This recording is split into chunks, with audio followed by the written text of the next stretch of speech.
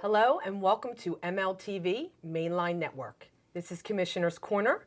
I'm Megan Gummel, your host and proud Radnor Township resident. The purpose of Commissioner's Corner is to connect residents like myself from each of the 7 wards with their commissioner, affording them an opportunity to ask questions and facilitate meaningful discussions surrounding important issues and current happenings within each of the 7 wards and in Radnor Township as a whole.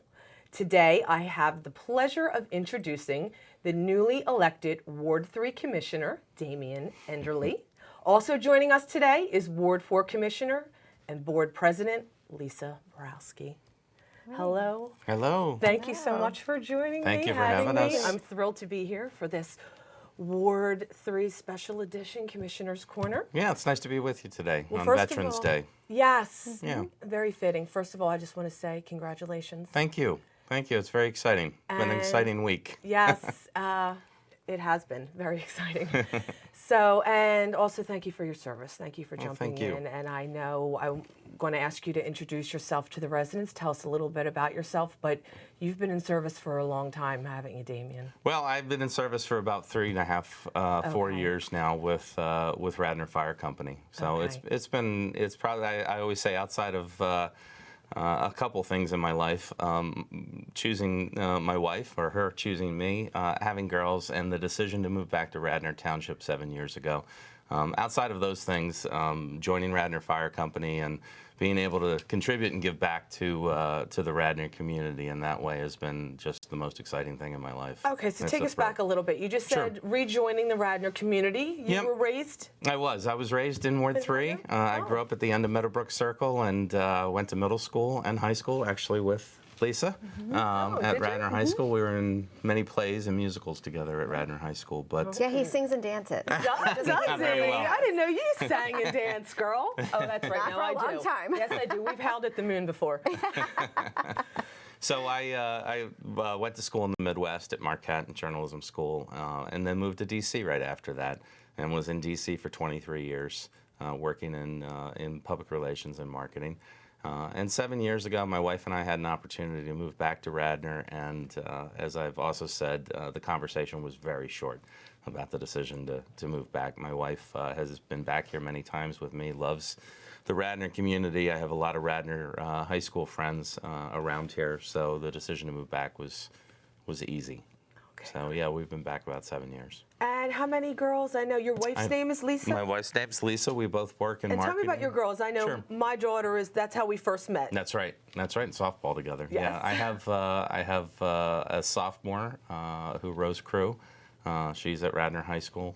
Her name is Peyton, and Malia is a junior at Radnor High School, and she's a waitress or a hostess at Christopher's. Oh, Wayne. wonderful. So, All right, we have a lot to get to Yep. today. I know we want to touch upon today the things that are most important to you and what you wish to have a positive effect on, Sure. which is civility, sanitary sewers, stormwater, fire department funding, and what's going on with the Wawa. Correct. But first, I'm going to ask you to draw us an outline of what Ward 3 encompasses. I know a lot of residents, when I ask Geographically them, speaking. Geographically exactly. speaking. It's actually one of the easier wards to Okay. define geographically. Ward 3 is bordered by South Wayne from Lancaster to Conestoga, and then Conestoga all the way down past the Blue Route to Hardwick. It comes back and winds around on Woodstock, comes out onto Spring Mill, down Sproul Road to Lancaster Avenue, and then Lancaster Avenue all the way back to the main intersection in Wayne and South Wayne. So it encompasses an awful lot of residential area, parts of the Radnor Trail, but also a lot of commercial front property on Lancaster Avenue. Okay, so let's jump into that. Wawa. Yeah. There is a proposed Wawa, I think, as most residents in Ward 3 know, and many in the township. There is a proposed Wawa taking up the 2 gas stations that are on the south side of Lancaster Avenue at Aberdeen and Lancaster. The Board of Commissioners has denied the zoning around that. It has been sent back to Delaware County Courts, where it's currently pending. a number of issues around it, and I won't get into all of the zoning and the legalese around that because I'm not as familiar with that. What I am familiar with is the fact that the Ward 3 residents are very focused and concerned about the pedestrian traffic safety, as well as the increased traffic in that neighborhood, and the things that are currently in the current plan that's on the table in terms of egress onto Lancaster Avenue and the added traffic that that's going to bring to the neighborhood. And I can discuss that. I think from my public safety point of view, the Aberdeen thoroughfare is a major thoroughfare for both fire and police. There is an awful lot of traffic there, 2, sometimes 3 times a day for the schools, and also all the time on the weekends. There's soccer activity. I mean, there's basketball activities. There's It's busy. school Lancaster activities. Avenue It's just very, very is, busy. It's crazy. It's a very busy intersection. Yeah, it's a very And it's busy not going to get intersection. any better. No. No. No, and one of my main concerns living at Aberdeen and Midland is the increased traffic flow that the egress, which currently in the plan, if you're in the proposed Wawa, the only egress onto Lancaster Avenue would be headed back eastbound. You would not have an egress that would be westbound. So my question has always been, what is going to happen to all of that traffic that wants to go westbound? The natural flow is to come back around on Pembroke and either use Midland or St. David's as, a traffic flow pattern going back west. That's just Or illegally increased come traffic. out and make a left. Or illegally come out and make a left. Which people Yes. do, and Yeah. there have been many They accidents absolutely at that do. I intersection. live on a no left turn street, Yeah. and many people ignore that. So here's the big point in terms of this Wawa and what happens in Delaware County courts, what happens then back in Radnor, is that my view is that any settlement with Wawa and any agreement that's on the table with Radnor Township must and absolutely must involve a voice and approval of the residents of the 3rd Ward. But I want to get too much in the weeds with the Wawa thing. But I think what I realized when I was at one of the meetings was how, and I think even it was sinking in, was the whole by right. Like, they have the right to be there unless So we they denied ask for it. special. So we denied it because the plan, what the Board of Commissioners denied it based on is that the plan that they put forward is not a by right plan. Okay. They're proposing to scrape the sites, the nonconformity that exists there with regards to the selling of the gasoline. That is not a part of the by right. At least that is why we denied it, and that is why it has ended up back in court. They do believe it is a by right plan, but we believe that we have the law on our side. Once they no, scrape in the zoning. site and go down to plain Okay, dirt. so how Yeah, it long has doesn't that get been kicked down the grandfathered can in. then? How long before this rises back up? So we're waiting. We're waiting to hear for, I guess, additional hearings in county court in Delaware County. I haven't heard of anything. We know that they, counterfiled. So we'll just have to wait and see. Yeah, a large part of that is dependent upon the schedule in the courts in Delaware County. So we have not heard as to Okay. when those hearings and what the next step is. Okay, so let's move on. You mentioned that intersection, your concern was a lot of huge thoroughfare for the police emergency vehicles. Let's move on to stormwater then, because Yeah. we don't have to worry about them getting down Lancaster Avenue if they can't get out because of flooding. Well, there is flooding in that area. So I will talk first about what Commissioner Jack Larkin has been able to do with the Gulf Creek watershed in Ward 1. That has been a very thoughtful, a very examined, and a very thorough plan that he is currently championing in Ward 1 that involves from the get-go residents and what they do with that Gulf Creek watershed, how they improve that, how they widen the basin, what they're doing with trees, what they're doing with storm runoff. All of those things are going forward, and they're actually involved the Army Corps of Engineers, and they have funding around that, and they're moving forward with a plan there. I've asked for a while, and Steve Norsini and Bob Zinkowski at the Township have been very good in educating me a little bit that there have been plans drawn for Ithan Creek and the Ithan Creek watershed.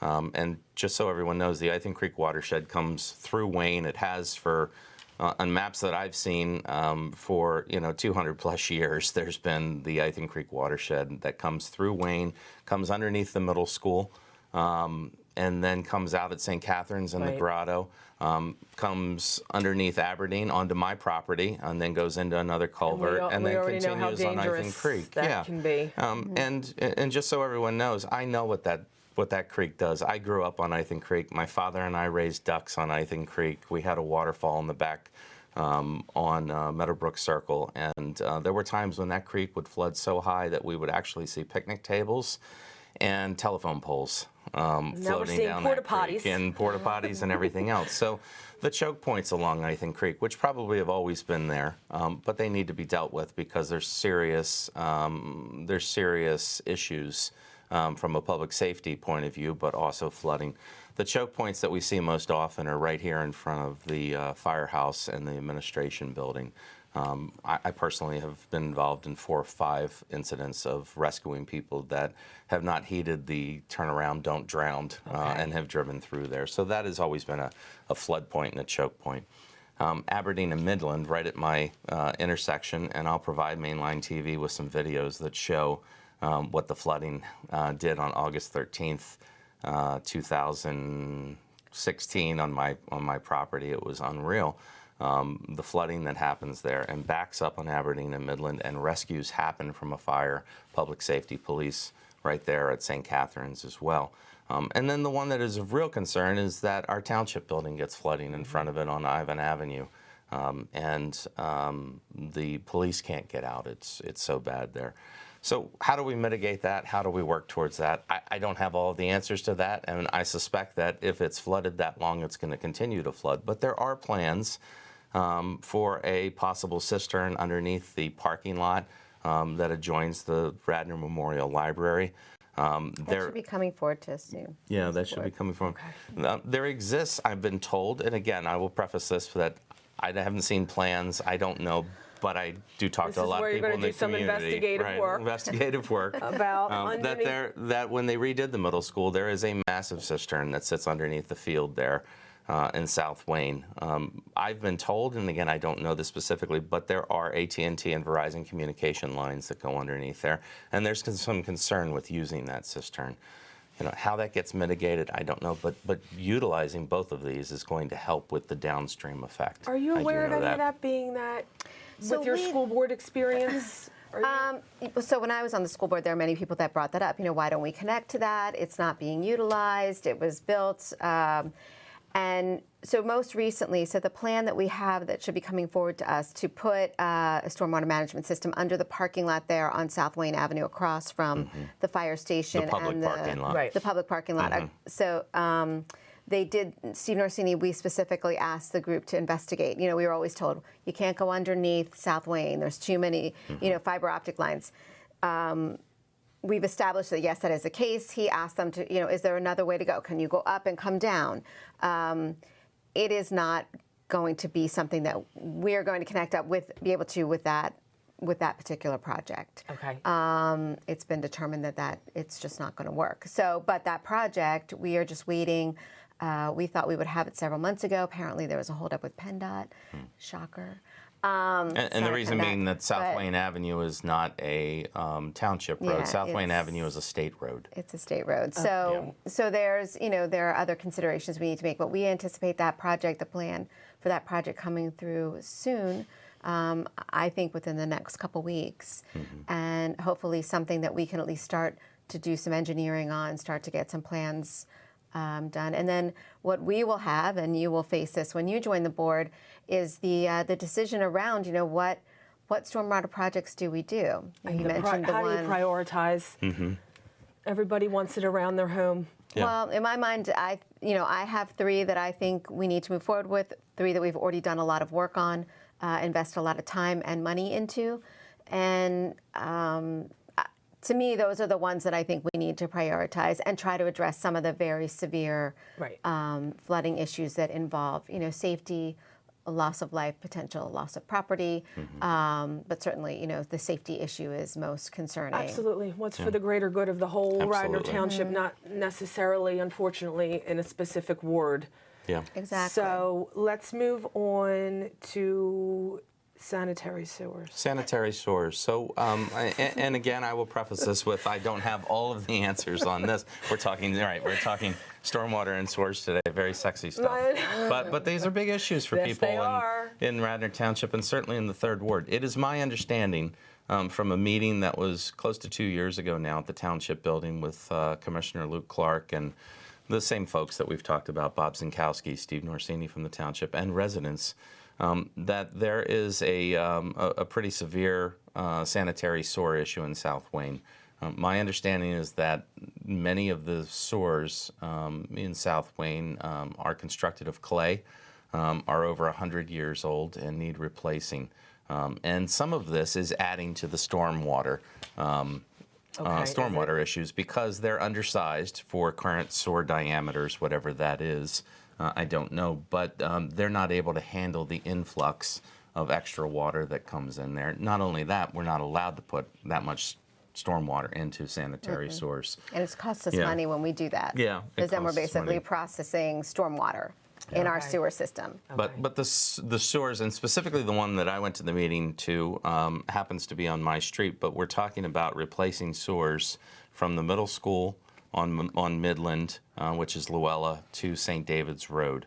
And the plan on the table at the time was replacement of those and how to fund that and how to move forward with it because contractors, township employees, a number of people have raised the issue that those sewers are collapsing in some areas and have the risk of collapsing due to age. So that plan was on the table. Whatever happened to that plan, where it went, where the discussion was around funding, I don't know, but that was the one and only meeting that I attended. There haven't been any others that I've been communicated to as a resident, and nothing has happened in moving that project forward. So And right one now of my it's reactive, Right, in reactive mode with that? reactive With and regards to the non-communication. sewers. Yeah, so Yeah, one I of my mean- charges is to find out where this sits, how much of a priority is it really, and how do we move it forward from a funding perspective. Okay. Well, I think from the perspective of the sewers, the sewers we have problems all over the township. Over in Ward 4 right now, we've undertaken an emergency project over there because the sewer, the by Skunk trunk Hollow line there. by Skunk Hollow. So if anybody's wondering what's happening, that's a sewer replacement project because the sewer line basically collapsed. We've had it happen over on Rawls Run where the sewer line broke and there was raw sewage spilling into the creek. So not only is that a problem, but that's also a problem for our natural resources. Yes. It's a violation with the Department of Environmental Protection. So we have a lot of sewer issues. The sewers have not been addressed. Funding has not been put aside for many, many years. We have a public works team who, they go out and they do what they can, but they've not been properly funded. We have not invested in replacement of infrastructure. We have undertaken I've got a plan. And you'll get one too. Plan this thick that we just received from Steve Norsini that we had Gannett Fleming do a whole assessment. It's got maps. And basically it's your sewer system is shot, and we need to figure out those are some tough decisions that need to be made. There are people, we've talked about, do we sell the sewers? Right. Do we keep the sewers? I had many people on election day. Has there been a pro and con for each? So we really haven't gotten to that point yet. We are working towards that, where we can at least have enough information, I think, to have an informed discussion about, yes, do we want to do this? Is it good for us to sell it? Or is it better for us to keep it as a private, our own, and manage it ourselves? But non-action is no longer an option. Yeah, it's not an right? option. And to be in a position where you're downsizing, right? Your kids are out of high school, they've moved on from college, and you're ready to sell your house, and all of a sudden you've got a sewer issue. It's got to be dealt with, and not only that, it's in the media, it's being publicized. These are real concerns for homeowners in Radnor Township, and they should be. And it's not from my standpoint, it's not a tax and spend issue. This is infrastructure, as Lisa's discussed. This is something we have to invest in. And as I say all the time, we can no longer afford to just kick the can down the road because these issues are just too difficult to deal with, and they're too heady for residents to deal with. Yeah, it's been kicked down the road far too long. Okay, so let's talk about something near and dear to your heart. Yeah. We're going to go to This is an funding easy for the one. fire department. I know. So let me start with just a brief history because many people don't know. Radnor Fire Company, like most fire companies in the state of Pennsylvania, are independent from the jurisdictions in which they sit. And I'm talking in rural areas outside of Pittsburgh and Philadelphia where you have union shops, or York or Harrisburg, bigger cities. So Radnor Fire Company was founded in 1906. It used to be over in the North Wayne Field area. So it moved over here to South Wayne at the early part of the century. Radnor Fire Company was the first fire company in the entire country to have a motorized pump vehicle. Really? So there were individuals in the fire company that recognized the automobile coming of age and said that they needed a motorized pump. So a very proud history at Radnor Fire Company. Where do we sit today? Today, Radnor Fire Company, like many fire companies in the state of Pennsylvania, is a combination department, meaning that we have both union paid firefighters working alongside volunteers. Currently at Radnor, we have 10 full-time paid EMT firefighters, and the board has recently approved, I happen to sit on the board at Radnor Fire Company, recently approved 2 or 4 more slots for paid firefighters. In addition to that, we have part-time firefighters that come through on a paid basis that help out in different shifts. We also have 35 active and probably 50 total volunteers in the fire company. So it's a good mix, and it is a phenomenal fire company. This township is just very, very lucky to have the services that we have. The challenge is that the Radnor Township that Lisa and I grew up in is very different today. In the 70s and 80s, Radnor Township had more of a mix of blue-collar jobs and families. You had more township employees that were living in proximity to township buildings. You had more small business owners. So there was a mix of volunteers that could come and volunteer during the day. If you look at the call rate today, you'll see that our most active times are from 7 a.m. to 4 p.m. Monday through Friday. Very difficult for a lot of us that have full-time jobs to make those call rates. So our call rates go up. The amount of career staff hours that are needed to fill those calls are high. We run over 800 fire calls a year in Radnor Township, and we run close to 2,700 EMS calls in Radnor Township, and parts of TE that we cover on a yearly basis. The numbers continue to go up in terms of the calls. Why? Aging population, automatic fire alarms, carbon monoxide detectors in people's homes. The number of calls that we service go up. I will also mention that we cover from the Schuylkill to Westchester Pike on the Blue Route, which is a significant call volume as well, and a highly, highly dangerous response area. Highly dangerous for firefighters. But the challenge that we have today, and I'll talk again on the Pennsylvania level, in the 1970s there were over 450,000 volunteer firefighters in the state of Pennsylvania. Today you have less than 50,000, and Radnor Township follows those trends in a lot of ways, as do our mutual aid companies up and down the main line. So the need for volunteers has only increased, and it's a challenge. And why is that? I was wondering if it was the human condition. We just can't. We just don't volunteer. Well, there's a number of issues. Yeah. It's extensive training. It's extensive training. The number of hours, when I went through the fire academy 3 years ago, it was 180 hours. It took me 6 months, Tuesday nights, Thursday nights, and a weekend day and you're not to get through Fire One. Oh, no, you're not compensated. This is a volunteer basis. It's volunteer. Right, exactly. It's volunteer. So that goes up. The number of residents, or the number of firefighters that can afford to live in Radnor Township has gone down drastically. I thought that was extremely interesting. Yeah, it's gone down drastically as well. So how do we combat that? We've actually taken an apartment above Wayne Sporting Goods, and we subsidize heavily 2 firefighters that live in there as volunteers.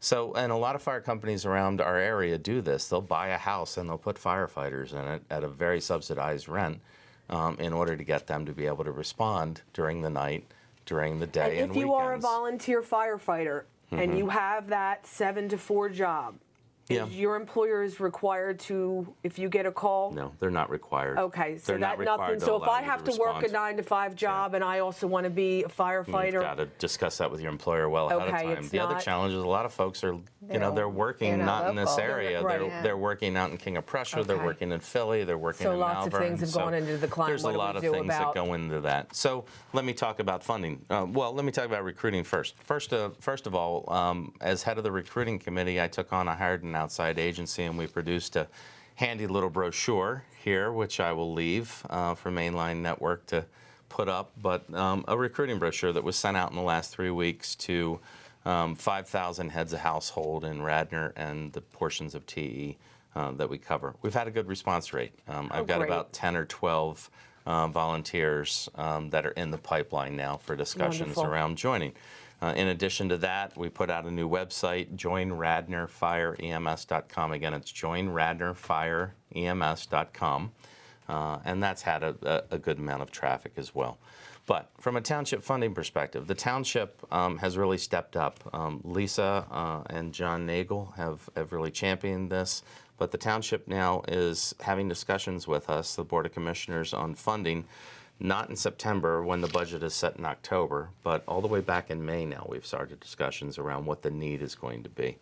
The township currently funds about 30% of our operating budget. So there's $200,000 a year that goes into a apparatus fund for replacing trucks. The average lifespan of a truck is probably in the 9 or 10 year range, and those costs, an average truck is anywhere between $750,000 and $1 million to replace now. So significant costs there, but also the discussion around helping fund those career staff hours. The township has stepped up, and we're in continuing discussions around that, around making sure that we have the proper mix in terms of those career EMT firefighters to help us in those high traffic times. Okay, So- excellent. And I know, let's wrap up with, I know you plan to bring or continue, I think Lisa's done a great job, as best you can in the current climate, to bring civility to the school board. And I have to say, though, this has been an ongoing... To the Board of Commissioners. Board of Commissioners. And Correct. I have to say, I'm almost kind of sick of having to hear this, that we have to remind ourselves, one, we have to model the behavior we want to see, and it's not do as I say, not as I do. No. So I've said this all along in terms of my campaign, and now that I'm elected, I believe that that politics should not play any role in our Board of Commissioner meetings. It should be left at the door.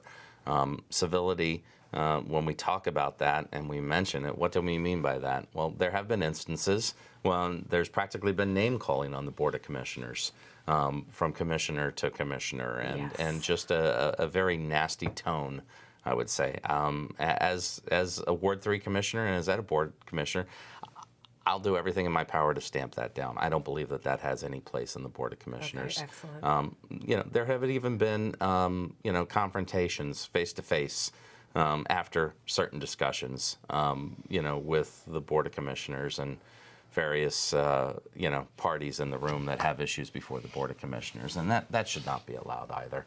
right. So those are specifics, but I believe that residents should have a voice and need to have a voice. They should. I also believe, and I'm going to say this as a resident, that we need to be civil as well. And I know the debate has been going on. It went on for school board meetings. It goes on for commissioners meeting, public speaking, access. We do programs like this. There's a commissioner's corner for every ward. I encourage all residents to contact. We're going to give your contact information to keep the discussion going, ask the questions ahead of time so they get addressed. I believe residents should be heard, validated. They deserve answers. But if you don't like the answer, sometimes we also have to move on. So I want to thank you so much both for coming on the show. And Damien, how the residents, Ward 1 residents that have, I know you officially take the helm when? Not till- January 6th. January 6th. Okay, so how will we get in touch with you in the meantime? So my email is Enderle in Ward3 at gmail.com is the best way to get a hold of me. All right, great. Yeah. All right, well, I want to thank Ward 3 elect Commissioner Damien Enderle and Ward 4 and Board President Lisa Borowski for joining us today at Mainline Network Television. We encourage all of the Radnor Township residents to be a part of the discussion by contacting us with your questions. Until next time, thanks for watching.